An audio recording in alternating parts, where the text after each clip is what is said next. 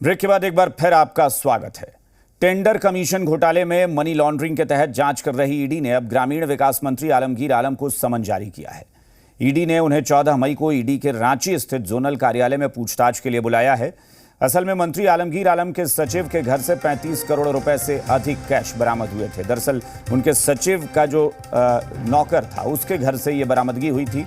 इससे पहले सोमवार 6 मई को ईडी ने आलमगीर आलम के निजी सचिव संजीव लाल के घरेलू नौकर जहांगीर आलम के अपार्टमेंट पर छापा मारा और 35 करोड़ रुपए से अधिक नकद बरामद किया।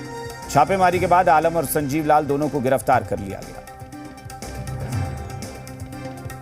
देखिए, एक चीज हम कहना चाहेंगे, चुनाव चल रहा है और चुनाव के दरमियान आप मेरा कोई आदमी है, फिर उसका कोई आदमी है, उससे हम क्या लेना देना है। ईडी जांच कर रही है, ईडी जांच करके जो सही मिलेगा वही बताएंगे। और रहा कि विभाग का मंत्री है, निश्चित तौर पर मुझे पूछताछ कर सकता है कि विभाग का जो कर्मचारी है, उस पर आपको कुछ नहीं कहना, बस इतना ही कहना है। रुख करेंगे अगली खबर का। मंत्री आलमगीर आलम को ईडी का नोटिस मिलने के बाद झारखंड में सियासत तेज हो गई है। बीजेपी ने कहा कि कांग्रेस विश्व की सबसे पुरानी पार्टियों में से है और हम देश के पुरानी दल में हैं। अब क्या मल्लिकार्जुन खड़गे माफी मांगेंगे कि उनके मंत्री के सहायक के घर से 35 करोड़ रुपए बरामद हुए? वहीं कांग्रेस ने बीजेपी पर निशाना साधा।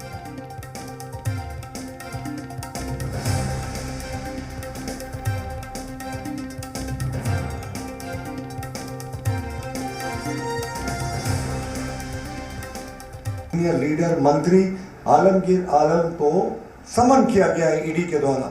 मीडिया में ऐसी खबरें आई। हमारा मानना है, मल्लिकार्जुन खड़गे कहते हैं कि साहब कांग्रेस विश्व की और सबसे पुरानी दलों में एक है और हम देश की सबसे पुरानी पार्टी है। सुचिता की राजनीति की बात करते हैं तो क्या खड़गे साहब माफी मांगिएगा? जिस तरीके से एक मंत्री के सहायक के यहाँ पे 35 करोड़ रुपए बरामद हुए और जो इनपुट्स मिल रहे हैं साहब, उससे तो ये छापामारी लगातार जारी है। करोड़ों रुपयों की रिकवरी हो चुकी है अभी तक और ये छापामारी का सिलसिला जारी है। विपक्ष के नेताओं को ईडी का सम्मान और भाजपा जिस नेता के साथ प्रेम करती हो उसको बेल, यही है नरेंद्र मोदी जी का खेल। हमें ये लगता है कि सम्मान विष्णु अग्रवाल को क्यों नहीं होना चाहिए।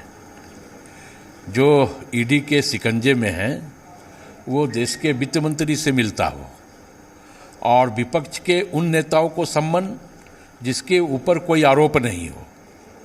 चूंकि अब देश के प्रधानमंत्री चुनाव से हताश हो गए हैं, निराश हो गए हैं और अब फिर से ईडी को आगे करके एक बार वो चुनाव की बैतरनी पार करना चाहते हैं। और इस बुलेटिन में फिलहाल इतना ही। बने रहिए जी बिहार झारखंड के साथ।